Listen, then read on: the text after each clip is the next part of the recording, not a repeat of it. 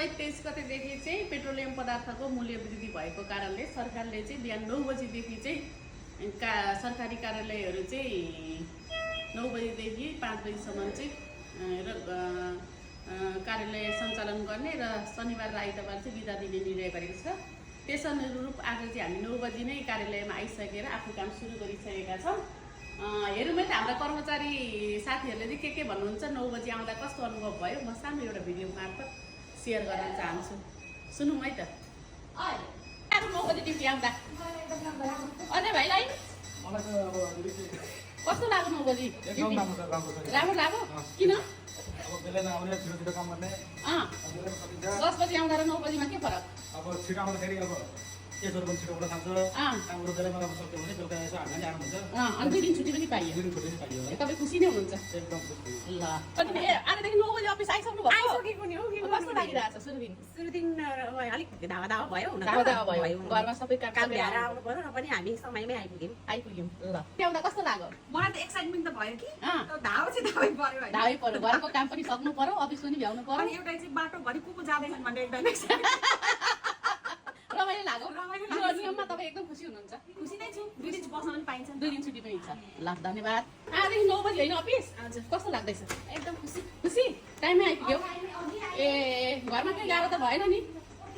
5 बजी घरमा गाह्रो भएन? भात खान पाएन दिदी? भात खान पाइएन? अहिले किन आउँछ होला? ए ल सिस्टर पनि आइपुग्नु भयो। कस्तो लागिरहेको छ आज 9 बजी अफिस आउँदा? एकदम राम्रो। के बोकेर आउनुभयो?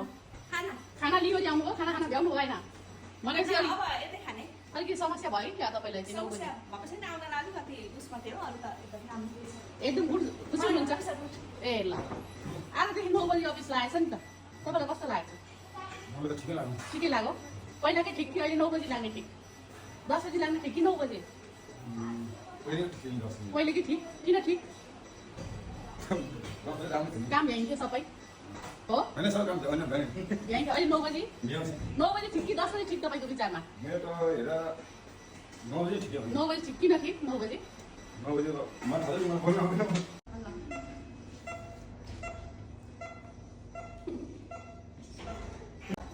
9 बजी अफिस आउँदा कस्तो लाग्यो आज? एकदम रमाइलो हुँदो रहेछ दिदी। रमाइलो लाग्यो? अलिकति हतार चाहिँ हुँदो रहेछ। हतार चाहिँ भयो।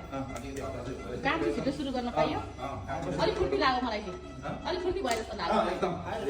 सरिता विमला सरिता 9 बजी अफिस कस्तो लाग्यो आउँदाखेरि? दिदी आज फर्स्ट डे भयो चाहिँ अलिकति टाइम मेन्टेन गर्न गाह्रो भयो। अबदेखि एकदम पर्फेक्ट टाइममा आउनु। विमलालाई? मलाई फर्स्ट डे मलाई रमाइलो लाग्यो। 9 बजी आउँदा कुदाकुद भएको छ कि रमाइलो लागेको छ। रमाइलो लागेको छ। 2 दिन छुट्टी पनि छ नि त। 2 दिन छुट्टी छ। त्यसै खुसी छु। ल धन्यवाद। 9 बजी अफिस कस्तो लाग्यो तपाईँलाई? राम्रै लाग्यो। राम्रै लाग्यो? ठिकै लाग्यो। ठिकै मात्रै लाग्यो? किन? उताकै 9 बजेको थियो। आज 9 बजीदेखि अफिस हो, तपाईँलाई कस्तो लाग्यो? मलाई थकै लाग्यो अहिले ठिक छ। हजुर थकै लाग्यो अहिले नै। अहिले थकाइ लाग्यो? किन? टाइम लाग्छ नि त। ए सुत्नु भएर। ए तपाईँ अरू 10 बजी आउनु 9 बजीमा के फरक लाग्यो? अलिक त्यस्तो साह्रै पर्छ छैन। अलिक एक्लै हल्ला भयो होला अलि एउटा फाइदा चाहिँ के हो भने अलिक घाम कम हुने भयो नि त। बिहान आउनलाई, अफिस आउनलाई। मलाई त्यो चाहिँ फिल लाग्यो अब धेरै गर्मी ठाउँमा चाहिँ बिहानको घाम पनि अलिक लेस एक्सपोज भयो, बेलुका पनि घाम अलिक लेस एक्सपोज भयो। त्यस टाइम त हामी अफिसमै हुन्छ नि त। अनि सुत्नमा बस्ने टाइम चाहिँ पायो। पढाइको लागि चाहिँ त्यो फाइदा हुन्छ जस्तो लाग्यो एउटा। काममा चाहिँ केही फाइदा छ? काममा ब्रेक बिचमा चाहियो अलिक ब्रेक अलि अब लङ टर्म काम गर्नु 9 बजीदेखि देखि 10 बजी काम गर्छ गाह्रो हुन्छ। अनि रसको ब्रेक आधी घन्टा ब्रेक पनि फाइदा हुन्छ जस्तो लाग्यो। अलिक ब्रेक चाहियो। 9 बजी आज अफिस आउनुभयो, कस्तो लाग्यो? मलाई एकदम रमाइलो लागिरहेको छ। यस्तै 9 बजी आउनु पाउनु अझै पनि। हो? तपाईँ 9 बजी आउनुमा एकदम खुसी हुनुहुन्छ? म त एकदम खुसी छु। डक्टर अनुराग? म त एकदमै खुसी छु 9 बजी आउनु। अनि तपाईँ त बिहान ढिलो उठ्ने मान्छे? छिटो उठ्न थालिसकेँ। छिटो उठ्न थालिसक्नु भयो भनेपछि 9 बजी एकदम खुसी हुनुहुन्छ? एकदम एक्साइटेड भइरहेको छु।